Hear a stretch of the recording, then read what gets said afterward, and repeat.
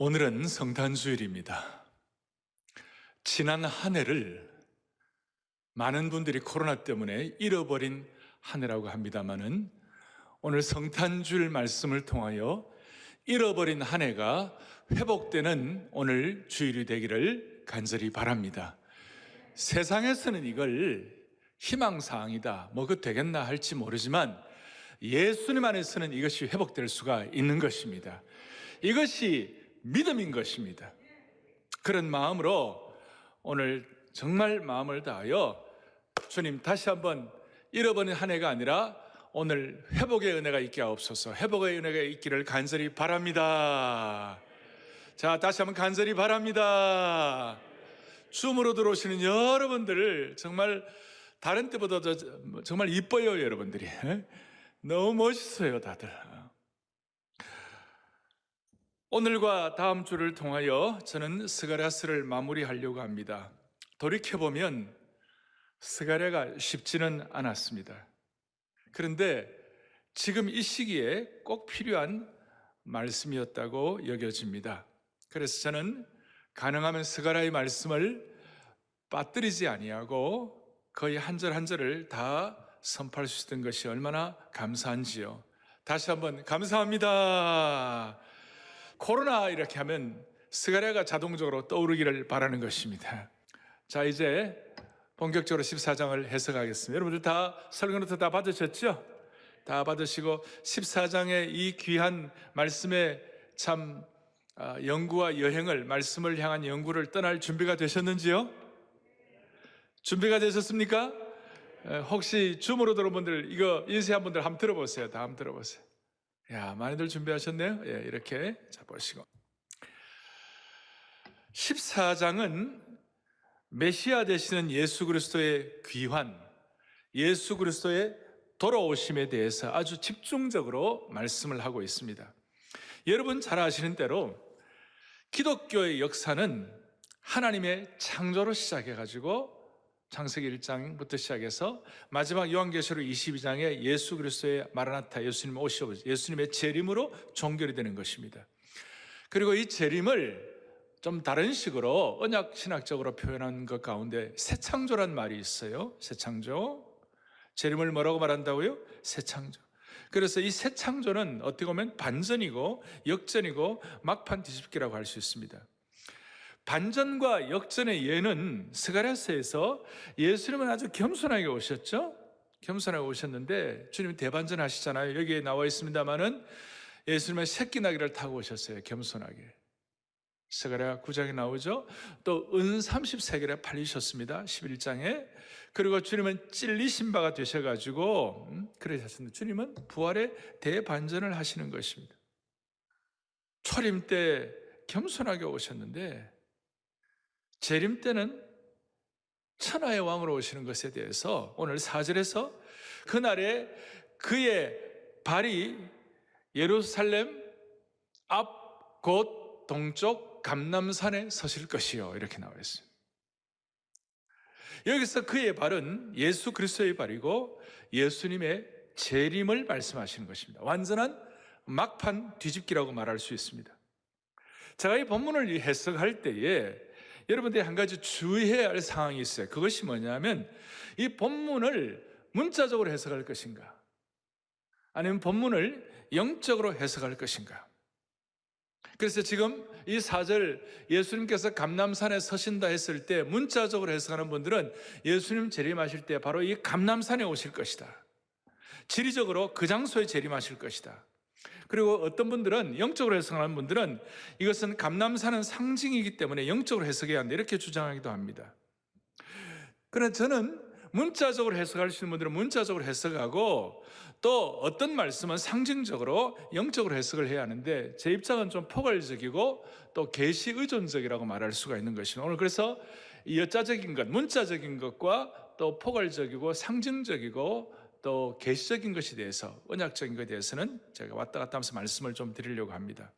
자, 다시 한번 중요한 것은 초림으로 오신 예수 그리스도 메시아, 초림으로 오신 메시아께서 재림으로 다시 오실 메시아에 대한 시각을 가지고 성경을 구원사적으로 언약적으로 전체적으로 봐야 한다는 것입니다. 그래서 먼저 1절부터 5절까지 이 말씀을 통하여 말세에 고통할 때를 살펴보겠습니다. 1절부터 2절까지를 문자적으로 보면 예수님이 재림하기 전에 이스라엘이 말세에 당할 고통에 대해서 나옵니다. 이거는 거의 틀림이 없습니다. 문자적으로 해석해도 무리가 없습니다. 재물이 1절, 2절로 재물이 약탈되고, 그날에 재물이 약탈되고, 그 다음에 성읍이 함락되고, 가옥이 약탈되고, 부녀가 욕을 당하고, 성읍 백성이 절반이나 사로잡혀 간다.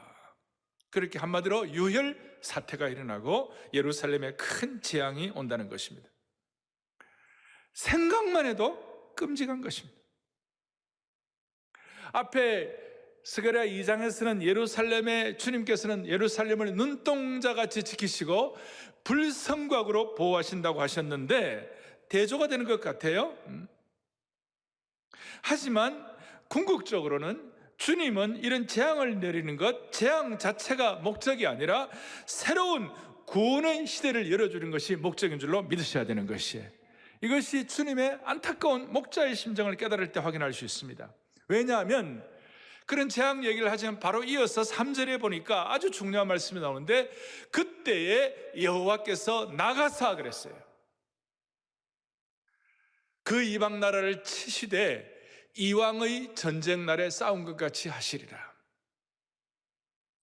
그 어려운 시기에, 재앙의 시기에, 영적으로 처절한 전쟁 시기에 주님께서 여호와께서 나아가사 남은 자 백성의 절반을 구원하시고 이 절반은 메시아를 고대하는 절반이라고 말할 수 있습니다. 그리고 좀 더 들어가면 고난의 때에 메시아를 고대하는 하나님의 백성들에게 주님이 직접 용사가 되어주신다는 것입니다. 뭐가 되어주신다고요? 용사가 되어주신다. 특별히 3절 뒤에 보니까 이왕의 전쟁 날에 싸운 것 같이 하리라. 그래서 제가 이왕이라는 걸 보면서 투와 두왕이 있나 이렇게 그게 아니고 과거에 이전에 전쟁이 일어날 때마다 싸워주셨던 것처럼 하나님께서 전쟁의 날에 적진을 향하여 용사가 되어 출동해 주신다. 여러분 그렇잖아요? 때때로 하나님 우리에게 고난을 허락하세요. 영적으로 보면 사탄의 끝모를 모략과 사탄의 어떤 능력 때문에 우리가 재난을 당할 때가 있어요. 그러나 그 순간 하나님은 자기 백성을 위하여 용사가 되어서 나가주시는 주님이심을 믿고 찬양하는 것이에요. 그때 하나님 우리를 위하여 하나님의 백성을 잊지 않으시고 싸우시고 출동하시는 하나님이심을 믿습니다. 영적 전쟁에서 순간순간마다 하나님의 백성들을 향하여 필요할 때마다 출동하시는 하나님이심을 믿습니다. 그래서 3절에 여호와께서 나아가사 싸우시리라. 이 말씀을 꼭 기억했으면 좋겠습니다. 여기뿐만 아니라 성경 곳곳에서 우리를 향하여 주님께서 친히 싸우시고 대신 싸우시는 것 외에 나온 거예요. 역대하 32장 8절에 보니까 우리의 하나님 여호와시라. 우리를 어떻게 싸우신다고요? 대신하여 싸우신다. 신명기 3장 22절에 보니까 뭐라고 나와 있냐면 너희를 위해 여호와께서 어떻게 싸우신다고요? 친히 싸우신다. 오늘 다시 한번 우리의 마음속에 수많은 환난과 고난의 때가 있다 할지라도 하나님이 용사가 되어주셔서 우리를 위하여 친히 싸워주시고 대신 싸워주시는 것을 찬양합니다. 이거예요. 여러분 그 확고하게 평생 지속하기를 원합니다.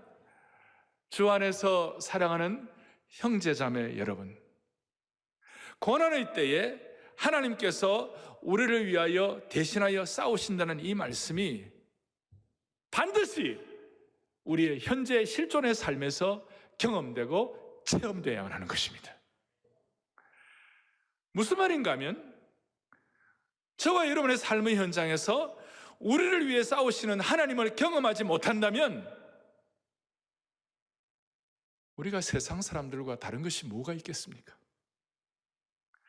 이 코로나 시기에 우리 사랑하는 교우들, 줌으로 들어오는 분들, 모든 형제자매 여러분, 우리의 삶의 현장에서 주님이 우리를 위하여 대신 싸워주시는 것을 체험하고 경험하지 못한다면 우리는 세상 사람들과 다른 것이 뭐가 있겠냐고요. 지난주에 우리는 예수님의 떡과 잔을 가지고 미라클 밀이라고, 기적의 떡이라고, 기적의 음식이라고 떡과 잔을 기념하면서 은혜 주시기를 소원했는데, 오늘은 우리가 미라클 밀 대신에 미라클 워드, 기적의 말씀을 먹고 이번 성탄이 그야말로 구호가 아니라 참된 어메이징 크리스마스, 새해는 그야말로 awesome new year, 경이로운 새해가 될 수 있도록. 다시요, 세상 사람들은 이게 되겠나? 라고 얘기하지만 우리는 믿음의 눈을 가지고 하나님 바라보는 것입니다. 그래서 내가 한 것이 아니라 주님이 했다고 말할 수가 있는 것입니다. 이런 의미에서 시편 116편 시편 기자는 뭐라고 얘기하느냐? 주께서 내 영혼을 사망에서 건져주셨다. 내 눈을 눈물에서 회복시켜 주셨다. 눈물이 아니라 기쁨의 은혜가 되게 하셨다. 내 발을 넘어짐에서 건져주셨나이다. 하나님이 우리를 위하여 어떻게 싸우십니까? 우리를 위해 싸우시는 증거가 무엇입니까? 고통의 때에 하나님 우리를 위해 싸우시는 증거, 하나님의 증거가 무엇인가? 우선은 4절 5절에 자연계의 지각 변동이 나오는 겁니다. 4절에 다시요, 그날에 그의 발은 누구의 발이라고? 예수 그리스도의 발입니다. 그의 발이 감람산에 서실 때 큰 지진이 일어나가지고 산 가운데가 쫙 갈라졌어요. 동서로 갈라져가지고 매우 큰 골짜기가 되고, 산 절반은 북으로 절반은 남으로 되고 큰 계곡이 생겼어요. 특별히 8절에 보니까 지하에 샘이 흘러가지고 반은 사해로 나머지 반은 지중해로 흘러들어가는 그런 참 기이한 현상이 있어요. 이 산이 갈라질 때에 5절 보니까 뭐라고 나와 있느냐면 너희가 그 산 골짜기로 도망하는 거예요. 하나님의 백성들은 도망하는데 유다 왕 우시야 때에 지진을 피하여 도망하던 것 같이 하리라. 유다 왕 우시야 때에 지진이 났을 때 하나님이 이스라엘 백성들을 도망하게 해주신 것처럼 하시겠다. 그리고 그 순간 놀라운 일이 일어나는 것입니다. 그 순간 5절에 나의 하나님 여호와께서 임하실 것이요 모든 거룩한 자들이 주와 함께 하리라 그랬어요. 감람산 위에 두 발을 딛고 서 계신 이 말씀은 요한계시록이나 시편 2편에 나오는 철장 권세를 가지고 불꽃같이 심판하시는 하나님의 철장 권세와 연결이 되어 있고, 특별히 5절 후반부에 모든 거룩한 자들이 주와 함께 하리라 그랬을 때에 예수님이 재림하실 때 홀로 오시는 것이 아니라 주와 함께 누가 오신다고요? 거룩한 자들과 함께 오리라. 이 거룩한 자들은 구약에 있는 신앙 선배들, 신약에 있는 선배들, 우리의 선조들, 그리고 천사들도 이 거룩한 자들에 포함되는 거예요. 그러니까 데살로니가라든지 골로새서에 나오는 천사들과 함께 주의 호령과 나팔 소리로 신이 강림하시리라 하는 그것을 오늘 동일하게 여기서 볼 수가 있는 것입니다. 이제 오늘 저는 고통의 때에 우리를 위하여 싸우신 주님에 대해서 말씀을 드렸고, 두 번째로는 이제 새 창조의 놀라운 반전이 있습니다. 6절부터 8절까지 말씀의 어떤 중요한 부분으로 들어가고 있습니다. 여기에 6절, 7절에 아주 전형적인 특별한 회복 사건을 말씀을 하고 있는데, 6절에 뭐라고 나와 있냐면 주의 날이, 그날이 오면 햇볕도 차가운 달빛도 없어진다. 무슨 말이냐? 그날이 오면 빛이 사라진다는 것입니다. 주의 날이 임할 때 빛이 사라진다. 여러분, 이 빛은, 여기서 말하는 빛은 해와 달과 별과 같은 그런 발광체의 빛을 말하는 거예요. 이 빛이 사라진다. 이거 어떻게 보면 어둠이 임하는 거 아니에요? 물리적인 이 빛이 다 사라진다 했을 때 이거는 굉장히 심각한 거 아닙니까? 그런데 저는 그것을 이 빛이 사라지면 어떡하나 하고 부정적으로 어렵게 마음을 생각하고 어떻게 나 고민을 했는데, 말씀을 해석하다 보니까 빛이 사라지는 것이 부정적인 것이 아니에요. 여러분, 빛의 부재는 새 창조의 반전을 이루는 것입니다. 창세기에도 보면 어두움 가운데 있을 때 빛이 있으라 할 때 빛이 있었던 거예요. 그러니까 어두움 이후에 빛이 오는 거예요. 빛의 부재가 새 창조의 반전이라는 거예요. 여기에 대해서 소선지사들 아모스, 요엘도 빛이 없는 나라에서 계속 얘기하고 있죠. 요엘서 2장 2절 같은 데 보면 뭐라 나오냐? 쭉 보면 어둡고 캄캄한 날이요 짙은 구름이 덮인 날이라. 이와 같은 것이 옛날에도 없었고 이후에도 되도록 없으리라. 그래서 심판의 날은 본래 빛이 없는 날이에요. 근데 오늘 중요한 것은 우리가 스가랴를 계시 의존적 사색을 하고 해석을 해볼 때 빛의 사라짐은 그것으로 끝나지 아니하고 새로운 빛의 출현을 예고하는 것이. 다시요. 빛의 사라짐은 어둠으로 끝나지 아니하고 새로운 빛의 출현을 말씀하는 것이. 그러니까 고난의 때를 지나고 마침내 새로운 회복, 새 창조, 새 반전의 길이 열린다는 것을 의미하고 있는 것이. 빛의 부재는 새 창조의 반전을 가져온다는 겁니다. 그래서 6절에 보면 뭐라고 나오냐? 빛이 없겠고, 7절에 보니까 빛이 있으리라. 빛이 없어졌는데 빛이 오는 것이에요. 이것이 너무 신묘막측한 것이에요. 6절에 다시 뭐가 없겠고요? 빛이 없다. 빛이 없다면 그것이 부정적으로 끝나는 것이 아니라 7절에 새로운 빛이 오는 것이에요. 이 대반전이에요. 그러니까 옛 창조의 빛이 새 창조의 빛에 자리를 내어주는 것이. 이게 구원 역사의 아주 놀라운 말씀이라고 생각하셔야 되는 거예요. 그러니까 다시요. 없겠고가 뭐가 된다고요? 있겠고가 되는 것이. 옛 창조가 새 창조에게 자리를 내어주는 것이. 따라하겠습니다. 옛 창조가 새 창조에게 자리를 내어준다. 그러니까 예를 들어서 우리의 지금 상황이 어둠같이 캄캄한 상황이라 할 때에 오늘 이 말씀 제대로 깨달으면 이 순간이 나의 옛 사람이 새 사람이 되고 나의 옛 사람이 새롭게 되는데 내어주는 어떻게 보면 새로운 빚어짐의 시간이 될 수가 있다는 것이. 그리고 이 새 창조의 반전은 단순한 빛이 아니라 변하지 않는 하나님의 찬란한 영광으로 대치되는 것입니다. 찬란한 영광의 하나님의 그 영광의 순전함과 장엄한 광채가 뒤덮는 것을 말하는 것이.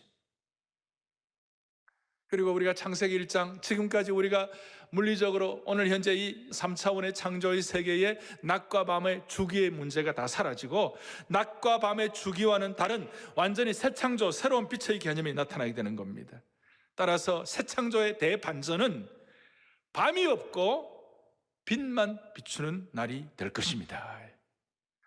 옛 창조는 낮과 밤으로 특정 지어지는 옛 창조의 형태가 있는데 이 옛 창조의 낮과 밤의 물리적인 형태가 다 사라지고 새로운 창조의 시대가 도래한다는 것입니다. 할렐루야. 여러분 이걸 얼마나 깨달았는지 주여 말씀을 깨달을 수 있는 영안을 열어 주옵소서. 그래서 가장 대표적인 새빛, 영원한 빛, 옛 창조, 옛날 어두움이 사라지고 새빛이 오는 것에 대한 가장 대표적인 것이 이사야 60장 19절 20절에도 말씀이에요. 저는 이 말씀을 가지고 수십 번 읽고 설교를 하고 했어요. 그런데 오늘 이 말씀과 연결되면서 너무 가슴이 뛰었어요. 이사야 60장 19절 20절 이 말씀을 여러분들이 전에는 잘 몰랐어요. 왜냐하면 이사야 60장 19절 20절 뒤에 우리 교회 제자언론의 어떤 금과 옥조라고 말할 제자언론의 약속의 말씀이라고 말할 수 있는 그 적은 자가 천을 이룰 것이요 그 약한 자가 강국을 이룰 것이라. 21절 22절 때가 되면 나 여호와 속히 이루리라. 할렐루야. 그 우리가 너무 잘 알아요. 잘 아는데 중요한 것은 19절 20절을 알아야 되는 거. 다 같이 우리 또박또박 크게 합독하면 이제 이해가 돼요. 같이 하겠습니다. 다시는 낮의 해가 내 빛이 되지 아니하며 달도 내게 빛을 비추지 않을 것이요 오직 여호와가 내게 영원한 빛이 되며 내 하나님 내 영광이 되리니. 그 다음 20절 다시는 내 해가 지지 아니하며 내 달이 물러가지 아니할 것은 여호와가 내 영원한 빛이 되고 내 슬픔의 날이 끝날 것임이라. 할렐루야. 전에는 이게 다시는 내 낮의 해가 내게 내 빛이 되지 아니하고 밤에도 빛이 비추는 이러면 나쁜 거 아닌가? 이거 무슨 뜻인가? 그게 아니고 하나님의 새 창조의 대반전을 일으키셔가지고 옛 창조의 어둠의 역사는 물러가고 영원한 빛의 새 창조의 대반전이 일어났다는 것입니다. 그래서 여호와가 우리의 영원한 빛이 되는 것을 찬양합니다. 찬양합니다. 그리고 바로 이어서 그 작은 자가 천을 이루고 그 약한 자가 강국을 이룰 것이라. 때가 되면 나 여호와가 속히 이루리라. 그래서 저는 오늘 이 의미가 여러분 다 못 깨달아도, 완벽하게 못 깨달아도, 어느 정도만 깨달아도, 조금만 깨달아도 평생 새 힘을 얻을 수가 있습니다. 평생 믿음의 용량을 키울 수가 있는 것입니다. 이걸 조금만 깨달아도 어떤 경우에도 평생 새로운 반전을 할 수가 있는 것입니다. 평생 이거 좀 깨달을 때 하나님의 역사가 일어나는 것입니다. 역사가 일어납니다. 조금만 깨달아도. 이걸 우리 현실에 적용하면 우리 주님이 오실 때는 지금 핵발전소, 태양발전소, 석탄발전소 다 문을 닫아야 합니다. 가로등도 다 필요 없을 것입니다. 우리가 어둠 속에서 글을 읽으려고 할 때에 형광등을 켜고 막 읽습니다. 그러다가 막 이렇게 세수하고 그러다가 커튼을 확 열면 더 이상 형광등이 필요가 없습니다. 여러분, 세상의 빛도 그럴진데 주님의 새 창조의 빛이 비춰주면 어떤 다른 것도 필요가 없는 것입니다. 주님의 빛은 해와 달과 별빛, 그리고 세상의 인위적인 빛을 의지하지 않는 빛인 것입니다. 이것을 요한이 깨닫고 요한계시록 21장 23절부터 25절까지 또박또박 우리 같이 보겠습니다. 그 성은 해나 달의 비침이 쓸데가 없으니 이는 하나님의 영광이 비치고 어린 양이 그 등불이 되심이라. 24절, 만국이 그 빛 가운데로 다니고 땅의 왕들이 자기 영광을 가지고 그리로 들어가리라. 25절, 낮에 성문을 도무지 닫지 않으리네. 거기에는, 다시 한번, 거기에는 밤이 없습니다. 장엄한 것이에요. 거기는 밤이 없습니다. 이 빛이 깨달아지면 자연의 빛이 아니라 계시의 빛이 우리의 영혼의 삶을 밝히게 되는 것입니다. 이 빛이 들어오게 되면 성탄절에 참빛으로 오신 예수 그리스도가 깨닫게 되어지고, 세상 사람들은 되겠나 하지만 이 예수 그리스도를 통하여 우리에게는 가능성을 회복하는 것입니다. 옛 창조의 반전이 되는 것입니다. 그래서 여러분, 이 내용을 다시요, 어느 정도만 확인해도, 조금만 확인해도, 조금만 내 것으로 삼아도 여러분들의 생애가 달라지는 것입니다. 또 한 가지 하나님이 주시는 대반전인데, 그것이 뭐냐? 생수를 통한 대반전을 주시는 것이에요. 8절을 보겠습니다. 8절에 우리 또박또박 같이 읽겠습니다. 그날에 생수가 예루살렘에서 솟아나서 절반은 동해로 절반은 서해로 오를 것이라. 여름에도 겨울에도 그러하리라. 너무 중요한 말씀이에요. 오늘 이 생수가 예루살렘에 솟아난다는 이 말을 나중에 에스겔은 성전과 연결해가 성전 동편에서 물이 흘러나온다 그랬고, 오늘 이 예루살렘을 우리가 예루살렘이라고 문자적으로 해석하지 아니하고 이 예루살렘은 오늘 교회라고 해석해도 전혀 무리가 없는 것입니다. 맞습니까? 그래서 오늘날 생수가 교회에서 솟아나가지고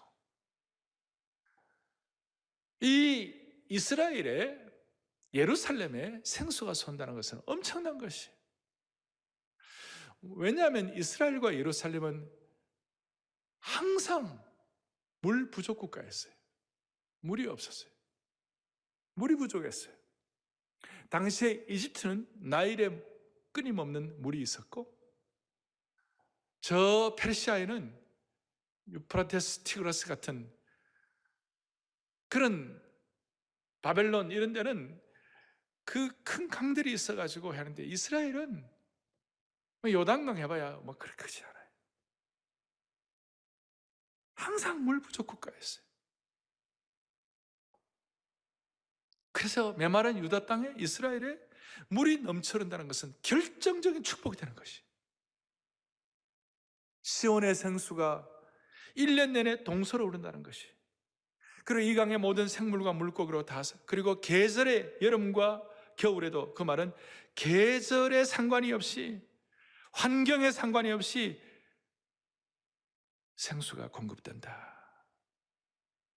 생수를 통한 새 창조요, 대반전을 말씀하고 있는 것입니다. 저는 참 부족함이 너무 많아요. 그런데 제 약속의 말씀 중에 하나가, 너는 물된 동상 같겠고 물이 끊어지지 않은 샘 같을 것이다. 이사야 58장에는 그 약속, 너는 메마른 인생, 메마른 곳을 다 풍성하게 하고 그 척박한 곳을 풍성하게 하는 물된 동상 같은 인생 될 것이다.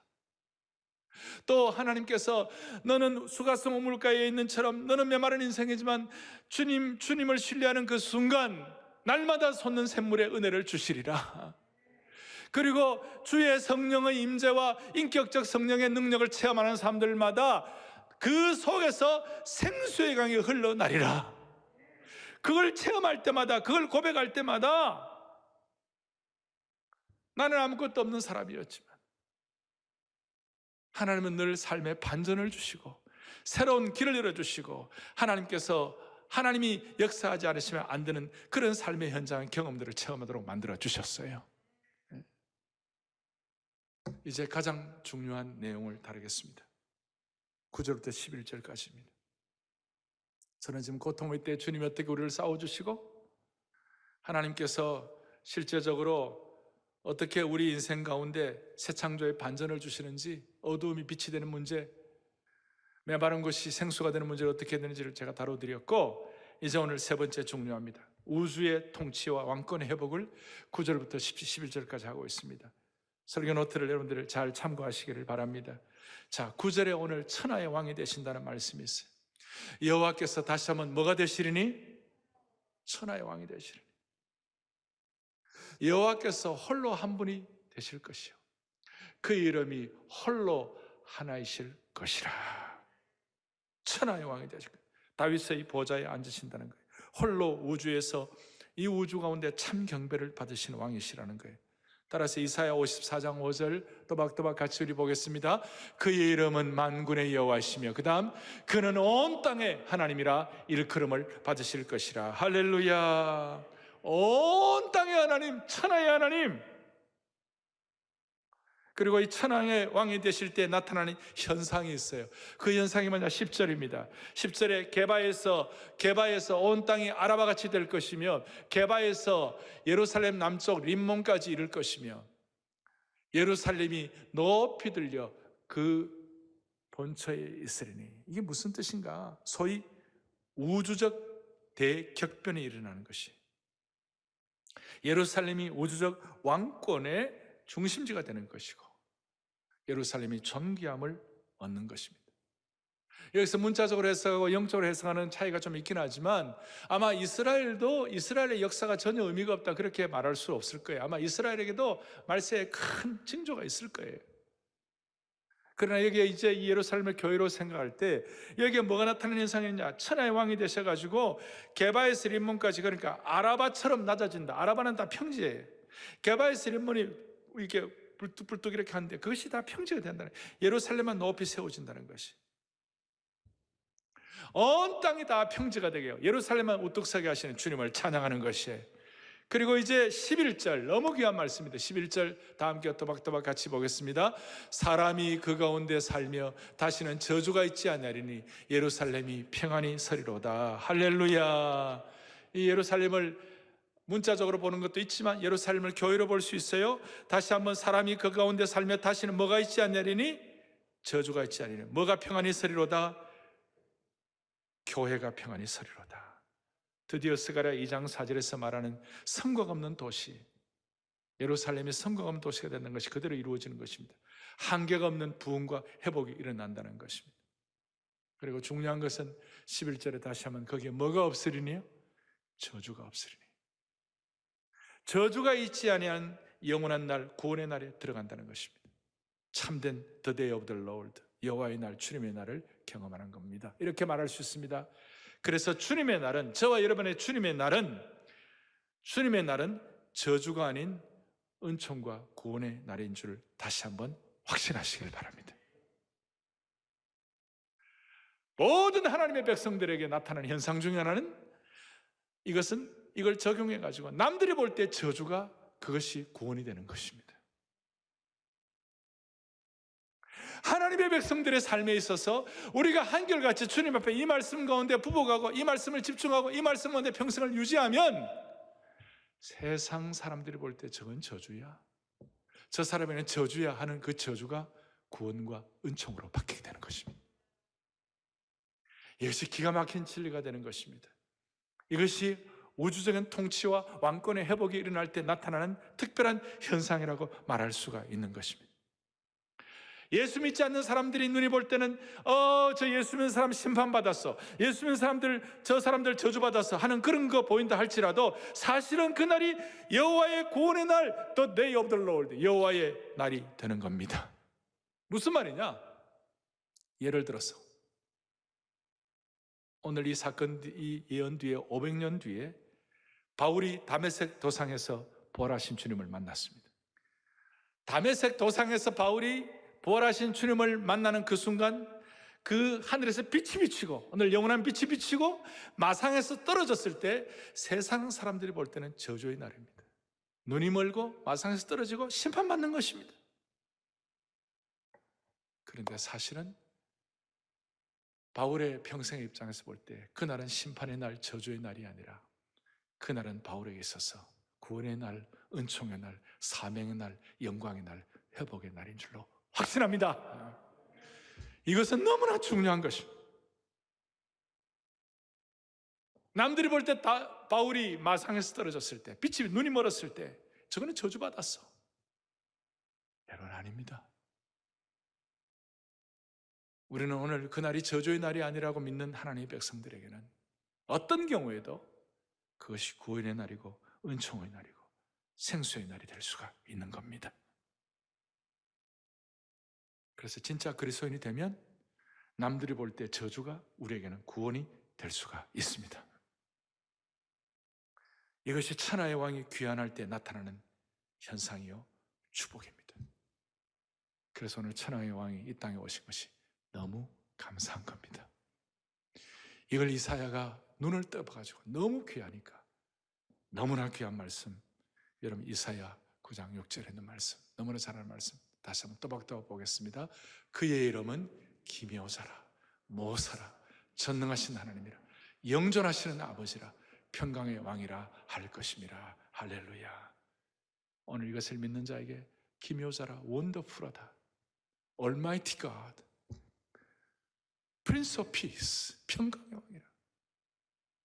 이 사실을 믿는 사람들은 남들이 볼 때 저주라고 할 만한 상황이 원더풀하게 되고, 남들이 볼 때는 슬픔과 고통이라는 상황이 심연막측하게 전능하신 하나님을 체험하고 이 땅에서 영존하시는 평강을 누리는 구원의 날이 될 수가 있습니다. 그래서 저는 이 사실을 제가 확실히 믿기 때문에 제 삶의 원칙 두 가지가 있어요. 이 사실을 믿기 때문에 억울함도 있고 힘든 거 있고 또 뭐 부족함도 있지만 평생의 제 삶의 두 가지 원칙. 결정적인 순간에, 힘들고 어려운 순간에 나는 술수를 쓰지 않겠다. 나는 인간적인 방법을 쓰지 않겠다. 욥기 13장에 오면 그가 나를 죽이실지라도 나는 그를 신뢰할 것이라. 결정적인 순간에 사람 수 쓰지 않겠다. 또 하나 원칙은 나는 남을 살리고 생수를 주고 빛을 던지는 사역을 하지, 나는 절대로 남 죽이는 삶 살지 않겠다. 나는 남을 비판하거나 남을 끌어내리거나 남에게 해코지 뒤에서 모략을 부리거나 내가 어떤 뭐가 능력이 있다 할지라도 절대로 나는 그렇게 하지 않겠다. 그래서 저는 남을 살리는 사역을 하고 싶었어요. 그래서 강단에서 저는 누구를 치고 싶지도 않았고 누구를 치지도 않았습니다. 왜냐하면 우리 모두에게는 이 두 가지 견제할 수 있는 것은 결정적인 순간에 인간 방법 쓰지 아니하고 결정적인 순간에 살리는 사역할 수 있는 비결은 뭐냐? 남들이 볼 때 저는 저주다, 남들이 볼 때 저는 미칠도록 힘들다, 저는 심판이다 할 수 있는 그것이 우리에게는 구원의 날이 될 수 있기 때문에. 할렐루야. 과거의 이스라엘 백성들은 어려울 때 항상 술수를 썼어요. 여호와를 의지하기보다는 외교적, 정치적 술수를 통해 가지고 열방의 침략을 극복하려고 했어요. 그런데 그들의 외교적으로, 정치적으로 술수를 쓸 때 한 번도 성공한 적이 없어요. 공식적으로 다 실패로 끝났어요. 이스라엘 백성들이 이집트를 의지하고 아수를 의지하고 외교적 술수를 쓸 때마다 결과는 참담한 결과를 맞이했습니다. 그렇지만 회복될 새 예루살렘, 새 이스라엘, 새 우주적 통치의 시대는 더 이상 외교 정책으로 생명을 연명하는 도시가 되지 않을 것입니다. 오히려 새 예루살렘은 여호와께서 친히 왕으로 임재하는 우주적 통치의 중심지가 될 것을 믿습니다. 이걸 시편 2편에서는 깨닫고 기자가 뭐냐? 시편 2편에 나오는 것처럼 이방 나라들이 헛된 일을 꾸미고 여호와를 대적할 때 하늘에 계신 자가 비웃으신 거예요. 그리고 내가 철장 권세로 그들을 깨뜨릴 것이라. 그의 아들에게 입맞추라. 오늘 성탄에 오시는 주님에게 입맞추는 성숙한 형제 자매들이 될 수 있기를 바랍니다. 결론을 내리겠습니다. 세상의 마귀의 세력, 세상은 기고만장해가지고 마귀는 이 세상 거리를 활보하면서 교회와 기독교를 비웃고 조롱의 화살을 쏜다 할지라도 두려워하지 아니하고 철장 권세로 통치하시는 하나님을 신뢰하십시다. 저는 여기서 마지막 하나, 많은 사람들이 회개하라 그러면 부담을 가져요. 막 짐을 가져요. 그런데 이 은혜를 깨달으면요, 우리는 회개도 괄호 넣었어요. 회개도 안심하고 할 수 있어요. 아직도 이해가 안 되시면 이해가 되시기를 바랍니다. 회개도 안심하고 할 수 있는 것이에요. 주님 앞에 깨어지는 것도 안심하고 깨어질 수 있는 것이에요. 맡기는 것도 안심하고 할 수가 있는 것입니다. 오늘 이 장엄한 스가랴 14장의 말씀 우리가 1절부터 11절까지 다 파악을 했습니다. 중요한 것은 천하의 왕 앞에 우리가 깨어지고 엎드리고 경배할 때 하나님은 기적을 베풀어 주실 것입니다. 두 손을 다 펼치시고 엎드려 절하세, 엎드려 절하세 찬양하겠습니다. 엎드려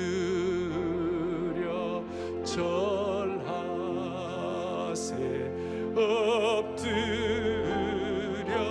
절,